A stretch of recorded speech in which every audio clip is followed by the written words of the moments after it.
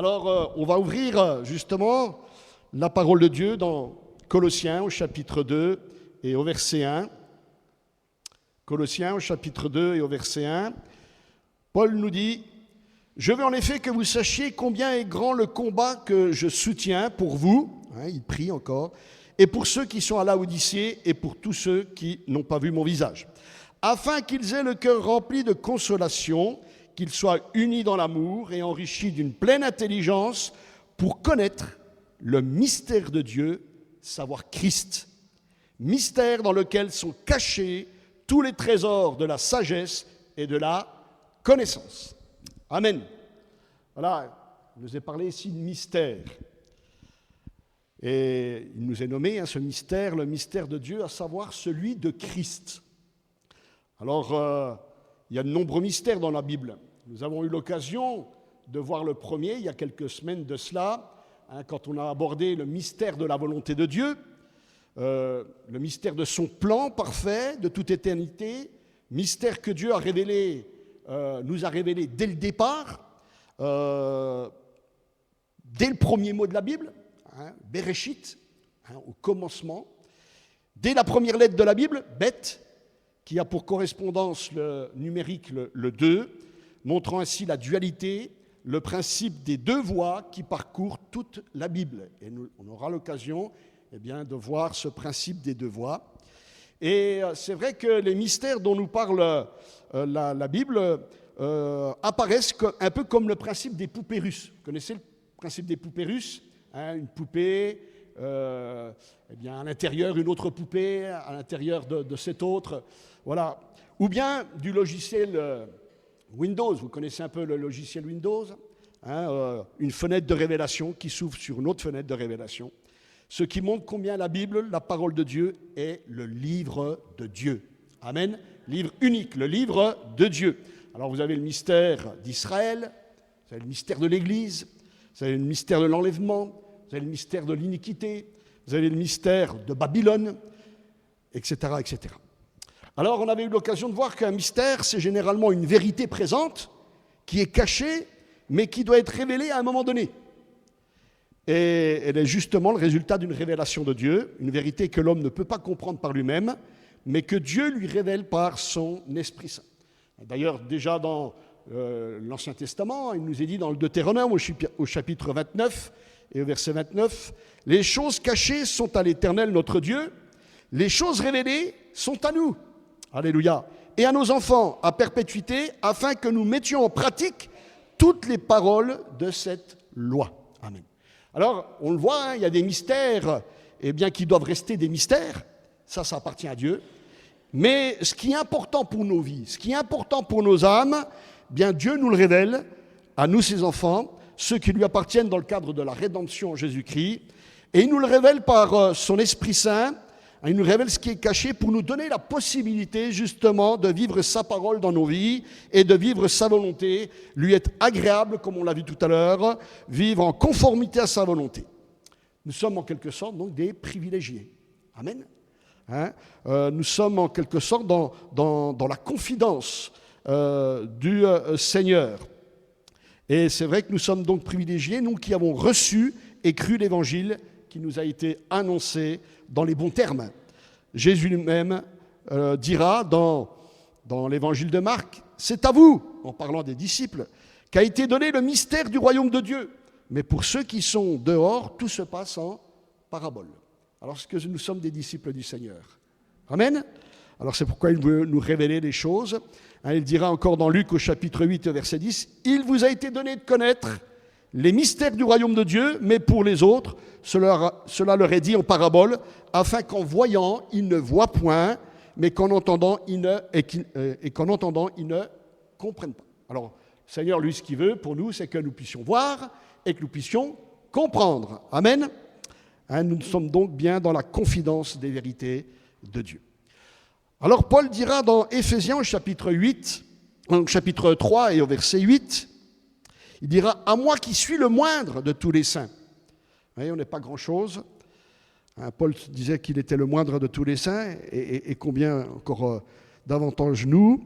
Cette grâce a été accordée d'annoncer aux païens les richesses incompréhensibles de Christ et de mettre en lumière quelle est la dispensation du mystère caché de tout temps en Dieu qui a créé toutes choses. Afin, et là c'est important, que les dominations et les autorités dans les lieux célestes connaissent aujourd'hui par l'Église la sagesse infiniment variée de Dieu, selon le dessein éternel qu'il a mis à exécution par Jésus, notre Christ, notre Seigneur, en qui nous avons, par la foi en lui, la liberté de nous approcher de Dieu avec confiance. Amen. Alors le mystère que nous allons voir, le mystère de Christ, dépasse le cadre terrestre, dépasse notre cadre à nous, et il concerne également le cadre céleste. C'est pourquoi il est important que nous puissions comprendre le rôle de l'Église. L'Église, c'est qui? C'est nous, les chrétiens. Et nous voyons que Dieu, il a en vue une pédagogie à travers l'Église, à travers nous-mêmes. Alors la première révélation que Dieu nous accorde, comme on vient de le lire, c'est la révélation d'une libre entrée dans le Saint des Saints. En Jésus, en qui nous avons par la foi en lui la liberté de nous approcher de Dieu avec confiance. Amen. Dieu révèle par son Esprit Saint ce qui est caché pour nous donner la possibilité de vivre sa parole dans nos vies en ayant une pleine liberté de nous approcher de lui en toute confiance dans la foi. Alors c'est vrai, autrefois, certaines choses étaient cachées, comme par exemple le Saint des Saints, il était caché. Il y avait un voile, personne ne pouvait entrer, personne ne pouvait voir ce qu'il y avait de l'autre côté du voile, si ce n'est le souverain sacrificateur, une fois par an, qui pouvait rentrer dans le lieu, ce Saint des Saints. Derrière ce voile, dans ce même endroit, il y avait l'Arche de l'Alliance, qui était le symbole de la présence de Dieu, et à l'intérieur, de manière cachée, il y avait un vase d'or contenant la manne, il y avait le bâton d'Aaron qui avait fleuri miraculeusement, et puis il y avait les tables de l'Alliance. Et la Bible nous dit que ces choses étaient les images et ombres de ce qui allait venir, c'est-à-dire le Christ, Jésus-Christ. Amen. La Bible dit, tout cela n'était que l'ombre des choses à venir, mais la réalité aujourd'hui est en Christ. Et la Bible nous dit que le Saint-Esprit montrait par là que le chemin du lieu très saint n'était pas encore ouvert, tant que le premier tabernacle subsistait.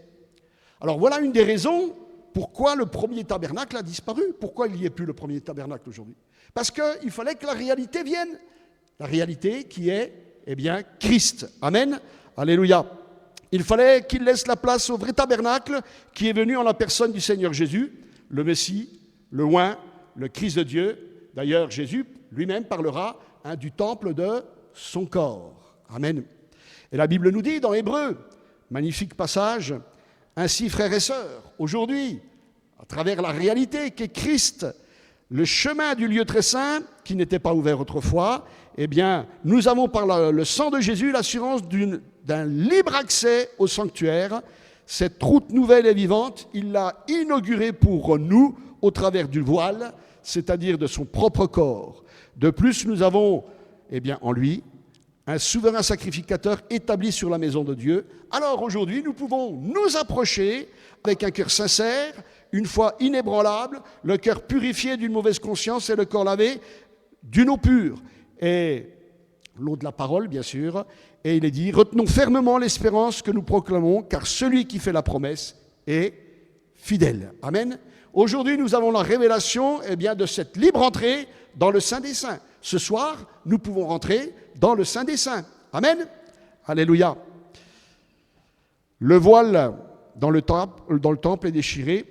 On sait que le voile s'est déchiré de haut en bas, signifiant qu'il s'agissait d'une œuvre divine, d'une œuvre de Dieu. Tout comme le corps de Christ a été déchiré pour notre rédemption et pour notre salut. Amen.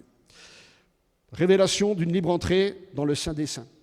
Deuxième point, révélation de la pédagogie de Dieu à toute sa création.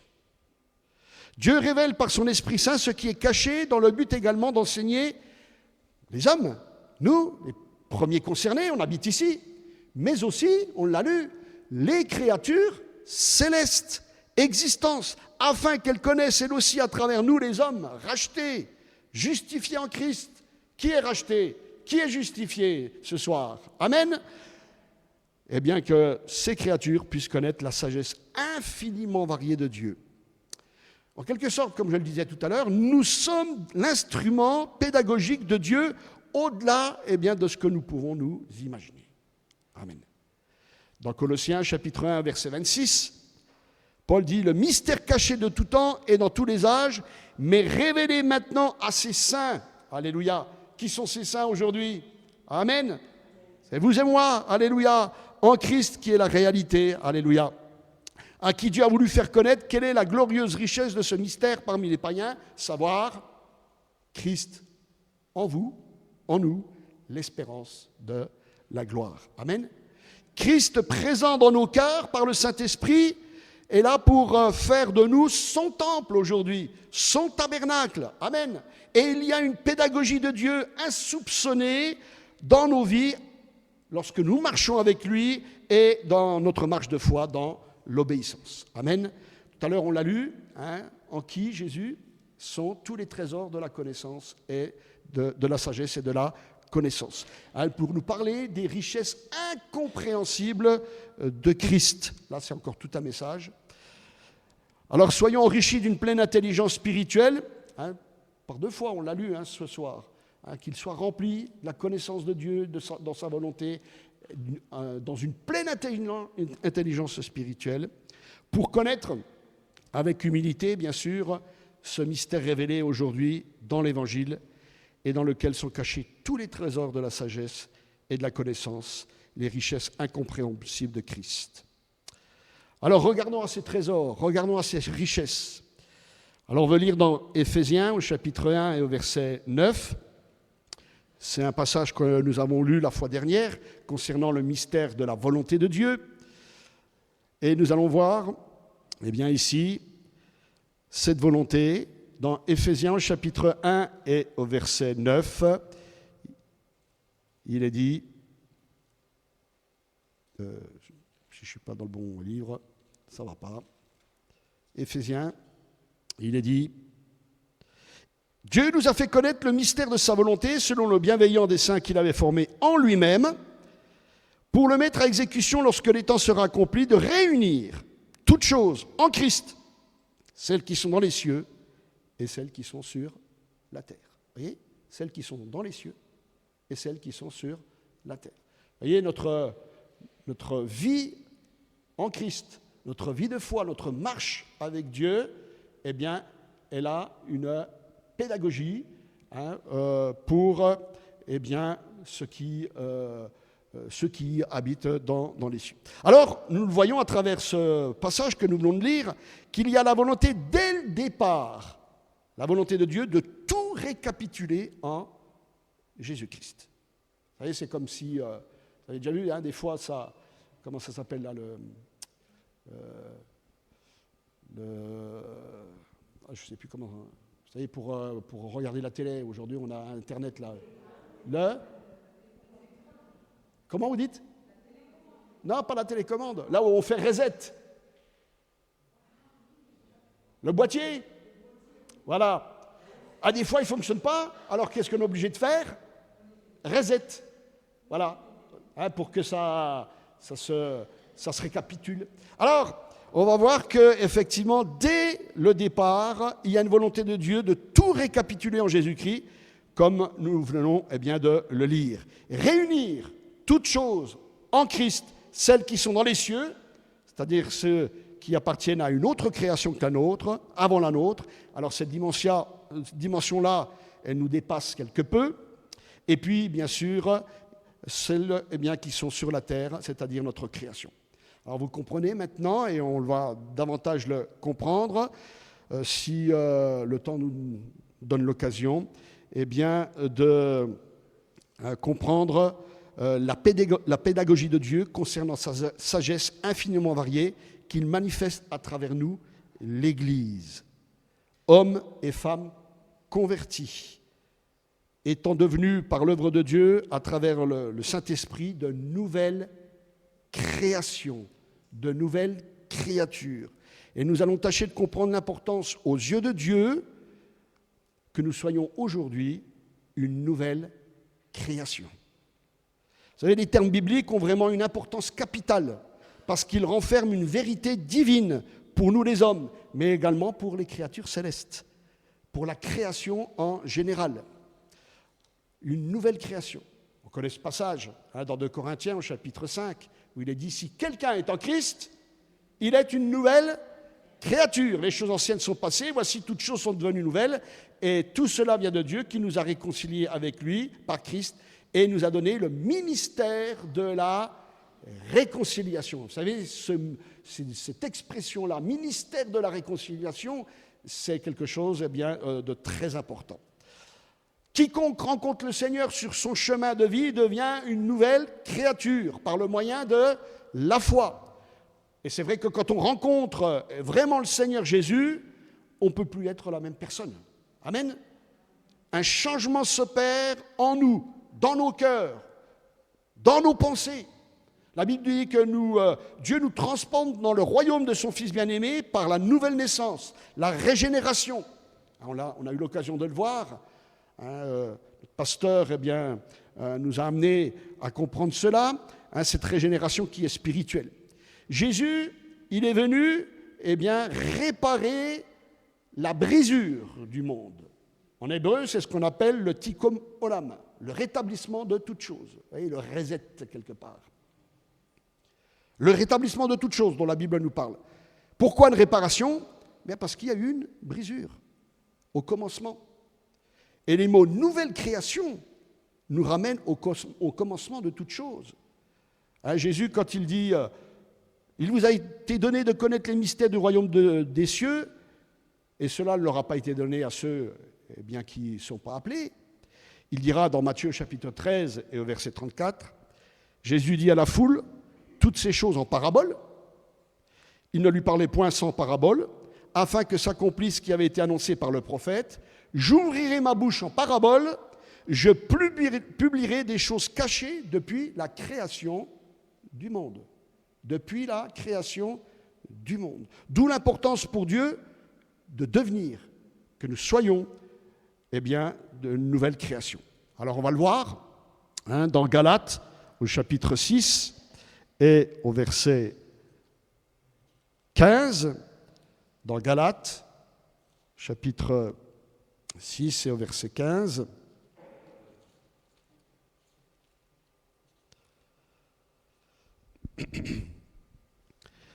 Paul dira, « Car ce n'est rien d'être circoncis ou incirconcis, ce qui est quelque chose, c'est d'être une nouvelle création, une nouvelle créature. Paix et miséricorde sur tous ceux qui suivront cette règle et sur l'Israël de Dieu. » Paix et miséricorde sur tous ceux qui suivront cette règle et sur l'Israël de Dieu. Amen. Alors nous voyons ici ce qui est important aux yeux de Dieu et ce qui est d'important pour les hommes. Aux yeux des hommes. Pour Dieu, ce qui est important, c'est que nous soyons une nouvelle création.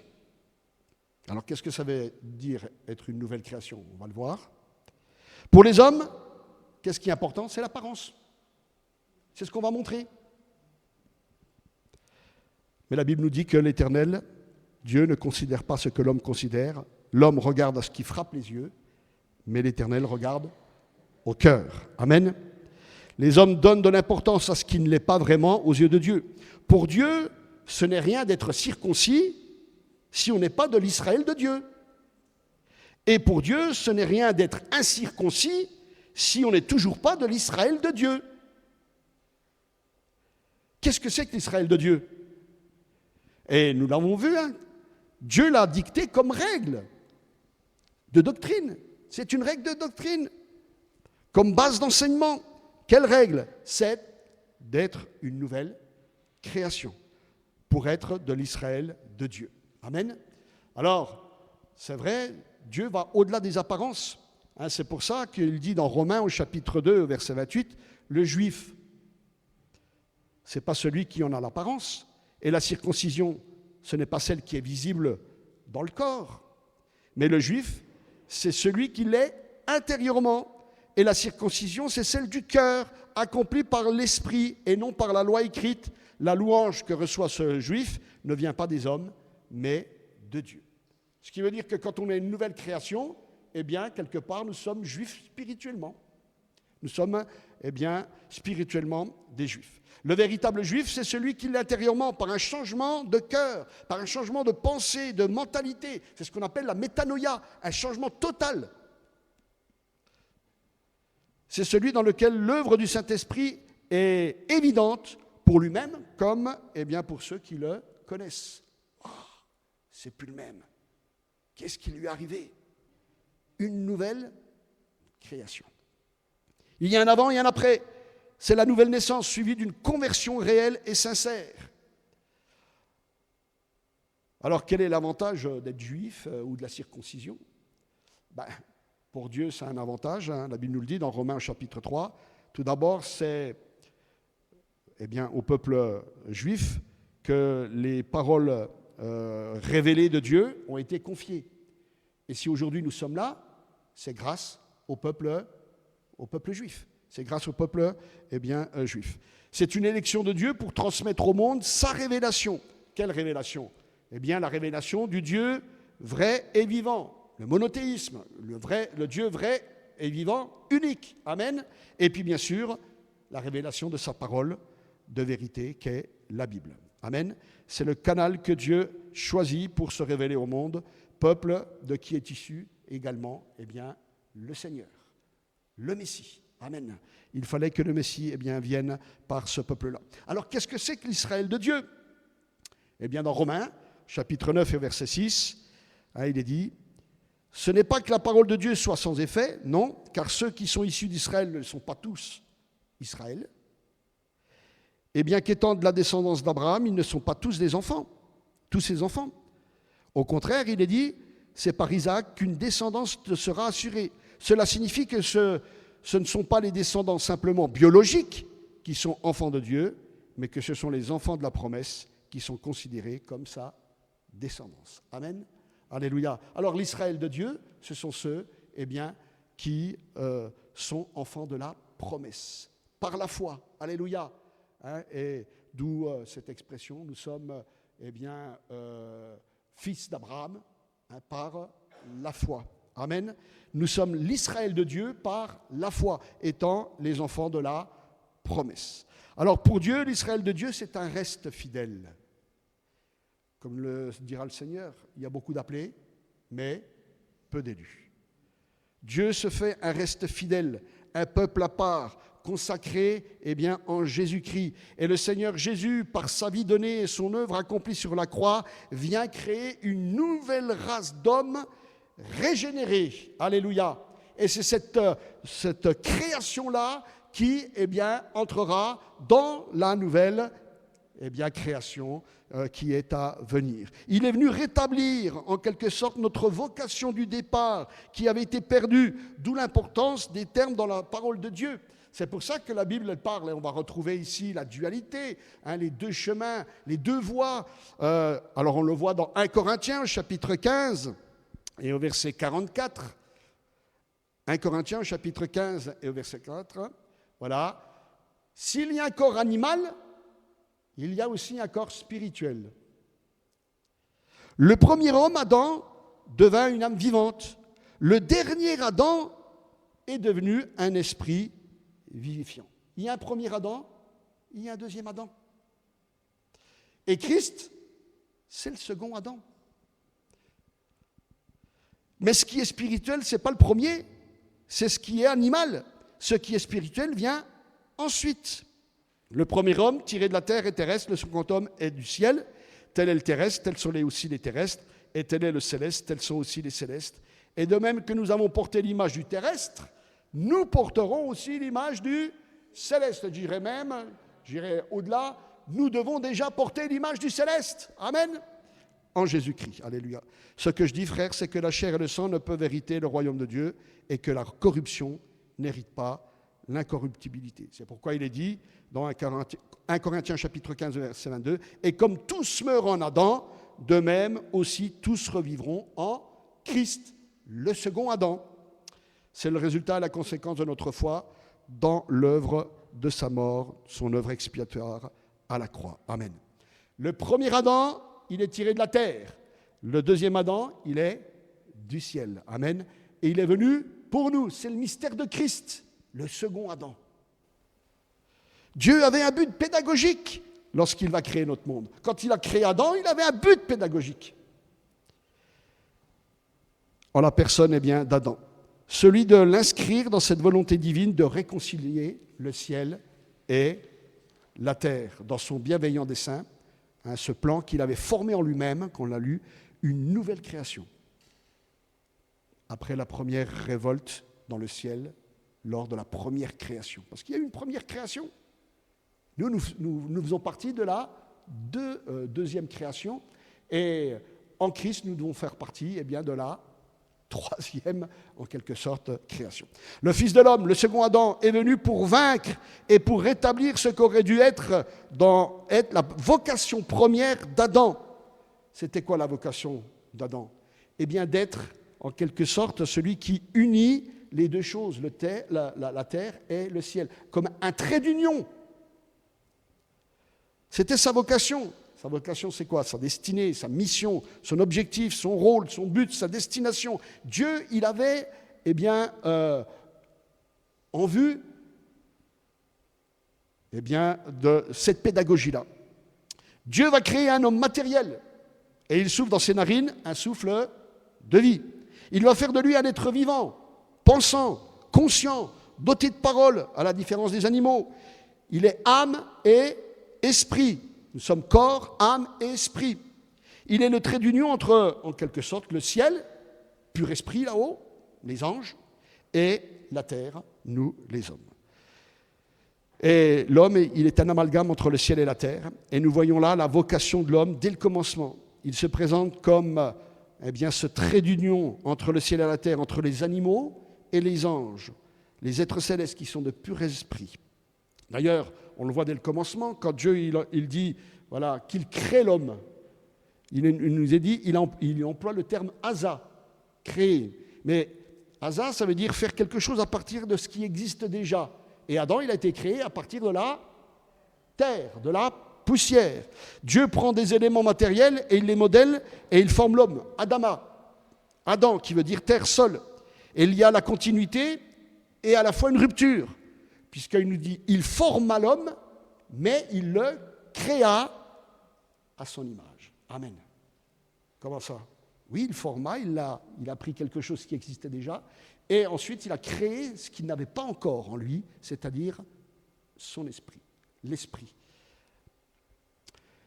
L'homme est donc la combinaison d'éléments matériels, mais aussi d'éléments spirituels. C'est pourquoi il est le couronnement de la création. Amen. Est-ce que nous réalisons que nous sommes le couronnement de la création ? Oh, si l'homme réalisait cela davantage, il viendrait au Seigneur. Il est donc le lien entre le ciel et la terre. Il a une âme, mais il a aussi un esprit. Nous avons une âme, mais nous avons aussi un esprit. Dieu est parole, et il a doté l'homme de la parole, chose que n'ont pas les animaux. Les animaux possèdent un langage, mais pas la parole audible et compréhensible comme l'homme. L'homme est le seul à avoir la parole.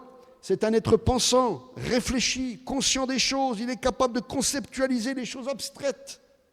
Il est capable de parler à Dieu, de communiquer avec lui et d'entendre Dieu lui parler. Amen. Vous savez, les idoles sont visibles, on les voit, mais elles ne font rien, elles ne parlent pas, elles n'entendent pas.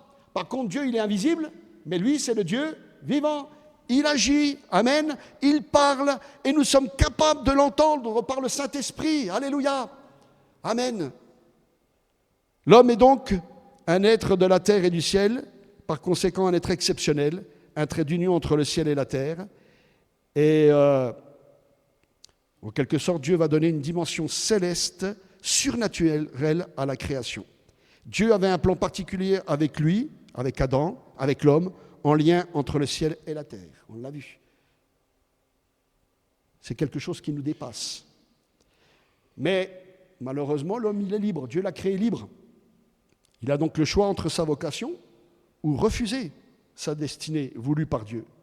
Mais qu'est-ce que va faire l'homme? Il va choisir de n'être que matériel.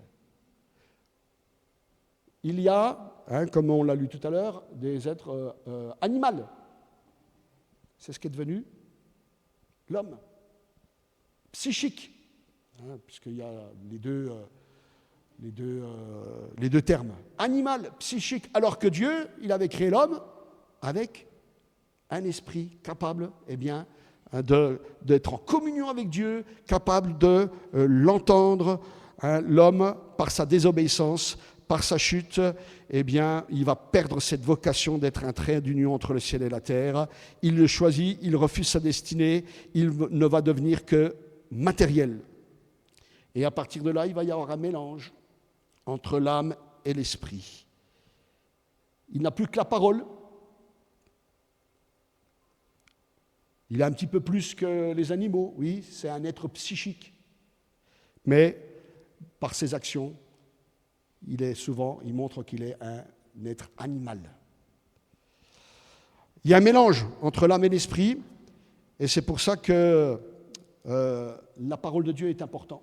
Parce que c'est la parole de Dieu seule qui peut aujourd'hui faire la part des choses et séparer ce qui est de l'âme et de l'esprit. D'où son importance capitale pour marcher d'une manière digne du Seigneur et lui être entièrement agréable, portant du fruit pour sa gloire. La Bible nous dit, car la parole de Dieu est vivante et efficace. On dit amen à cela. Plus tranchante qu'une épée quelconque à deux tranchants, pénétrante. Pourquoi faire? Parce que là, elle va partager, c'est elle qui va partager âme et esprit, jointure et moelle, pour juger les sentiments, les pensées du cœur, puisque nulle créature n'est cachée devant Dieu, mais tout est nu et découvert aux yeux de celui à qui nous devons rendre compte. L'homme perd son caractère de créature de Dieu à son image. L'homme, il n'est plus à l'image de Dieu. C'est pour ça que nous avons besoin de retrouver cette image-là en Jésus-Christ. Amen. Être une nouvelle création. Parce qu'il a fait un mauvais choix, celui de l'indépendance, donc de la désobéissance. C'est pourquoi, avec le péché destructeur entrant dans le monde, il va devenir un être animal, un peu plus perfectionné, psychique que les animaux, mais il se coupe de sa première vocation première, celle d'être le trait d'union entre le ciel et la terre, brisant ainsi à ce moment-là une partie du bienveillant mystère, plan de Dieu. Et il y aura donc une rupture. Le monde va être brisé. Mais le second Adam, il est dans le plan de Dieu. Amen. Le plan qu'il a formé en lui-même. Amen. Alléluia. Comme on l'a lu au Éphésiens chapitre 9, verset 10, « Il nous a fait connaître le mystère de sa volonté selon le bienveillant dessein qu'il avait formé en lui-même pour mettre à exécution, lorsque le temps serait accompli, de réunir toutes choses en Christ, celles qui sont dans les cieux et celles qui sont sur la terre. » Amen. Alléluia. Et je terminerai bientôt. Le Seigneur Jésus vient créer une nouvelle race d'hommes régénérés. Mais nous continuons à porter les marques du premier Adam, malheureusement. Nous gardons quelque chose de ce vieil homme, de notre nature charnelle. Et nous portons les marques du deuxième Adam en recevant une nouvelle nature en Jésus-Christ. Amen. Il y a deux voies là. Deux natures en conflit. Mais en Jésus, nous avons la possibilité de choisir le bien et de vaincre le mal. Amen. C'est pourquoi il est dit dans Galates au chapitre 5, verset 16, « Je vous dis donc, marchez selon l'esprit et vous n'accomplirez pas les désirs de la chair. Car la chair a des désirs contraires à ceux de l'esprit, et l'esprit en a des contraires à ceux de la chair. Ils sont opposés entre eux, afin que vous ne fassiez pas ce que vous voudriez. » Il y a une pédagogie. Pourquoi, quand on vient au Seigneur, on ne revêt pas la nature divine, et puis point final. Pourquoi il y a encore cette nature du premier Adam qui est là? Il y a une pédagogie. C'est afin que nous ne fassions pas ce que nous voulons. Il y a ici deux voies pour que dans notre liberté, nous puissions choisir la bonne voie. Alors, la question c'est, aujourd'hui, en Jésus-Christ, voulons-nous vivre encore sous la loi ou sous la grâce libératrice? Amen. Alléluia.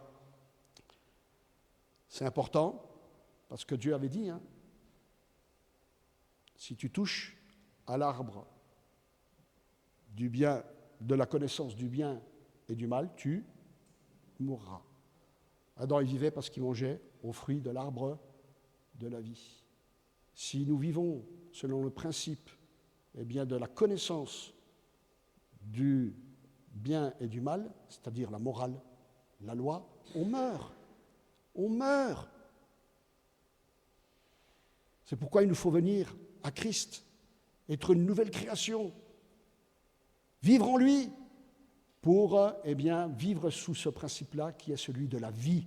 Jésus a dit, je suis le chemin, la vérité, la vie. Je suis la lumière de la vie. Amen. C'est en lui que nous devons être pour vivre la vie. Alléluia. Sa vie. Je m'arrêterai là.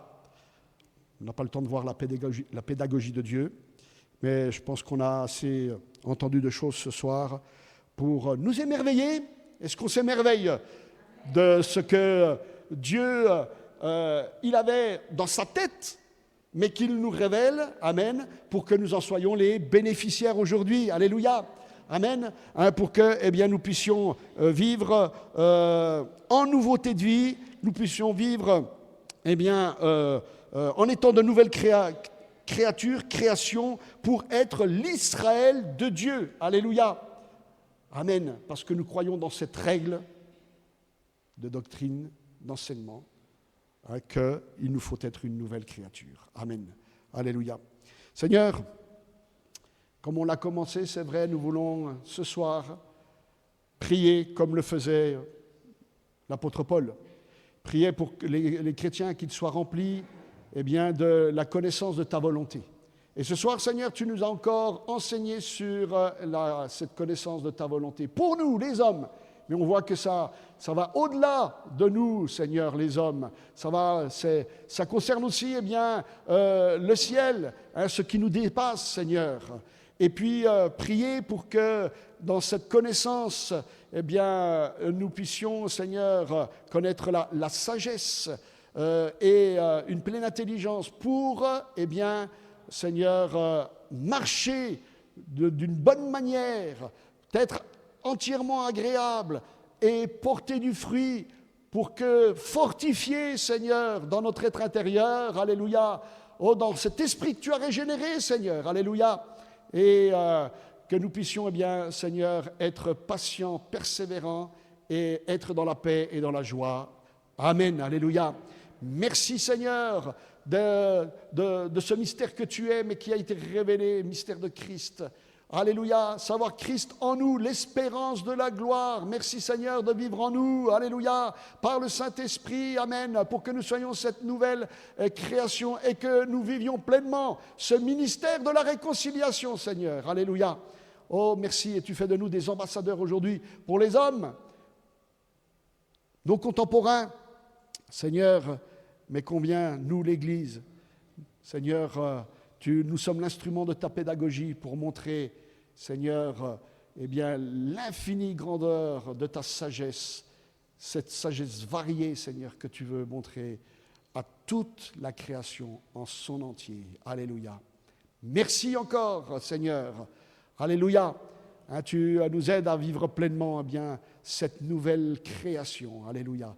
Dans laquelle tu nous as appelés. Oui, Christ nous réconcilie et il nous transporte. Dieu nous transporte dans le royaume de son Fils bien-aimé. Amen. Merci Seigneur. Alléluia. Gloire à Dieu.